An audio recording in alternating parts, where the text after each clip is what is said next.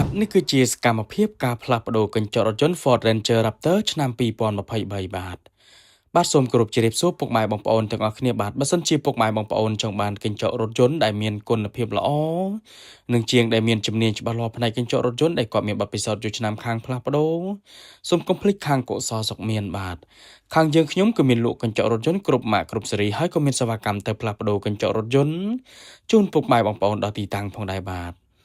ហើយបើសិនជាពុកម៉ែបងប្អូនមានបញ្ហាដូចកញ្ចក់រថយន្តជ្រាបទឹកចង់កោះបិទបដូរស៊ុំឬក៏មានចម្ងល់អ្វីផ្សេងទៀតដែលតាក់ទងជាមួយនឹងកញ្ចក់រថយន្តពុកម៉ែបងប្អូន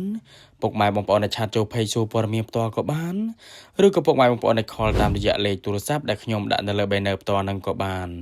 ខ្ញុំម្ចាស់ហាងដែលមានជំនាញនិងបទពិសោធន៍យូរឆ្នាំខាងកញ្ចក់រថយន្តខ្ញុំនឹងជម្រាបជូនពុកម៉ែបងប្អូនច្បាស់តែម្ដងបាទហើយបើសិនជាពុកម៉ែបងប្អូនមានបញ្ហាដូចជាកញ្ចក់រថយន្តបែកប្រេះស្រាំចង់អ៊ុតខាងខ្ញុំក៏មានជាងជំនាញច្បាស់លាស់ខាងអ៊ុតកញ្ចក់រថយន្តនឹងផងដែរណាពុកម៉ែបងប្អូនបាទពុកម៉ែបងប្អូនដល់ទីតាំងហាងផ្ទាល់ក៏បានឬក៏ពុកម៉ែបងប្អូនអត់មានពេលទេឲ្យជាងទៅអ៊ុតកញ្ចក់រថយន្តឬក៏ទៅផ្លាស់ប្ដូរកញ្ចក់រថយន្តជូនពុកម៉ែបងប្អូនដល់ទីតាំងក៏បានបាទខាងយើងខ្ញុំនោះគឺមានសេវាកម្មដល់ទីកន្លែងផងដែរបាទឥឡូវនឹងការផ្លាស់ប្ដូរកញ្ចក់រថយន្ត Ford Ranger Raptor ឆ្នាំ2023នេះគឺបានរួចរាល់បាទអរគុណច្រើនសម្រាប់ពុកម៉ែបងប្អូនដែលទស្សនាវីដេអូនេះចុងក្រោយសូមអរគុណគ្រប់ជ្រាបលា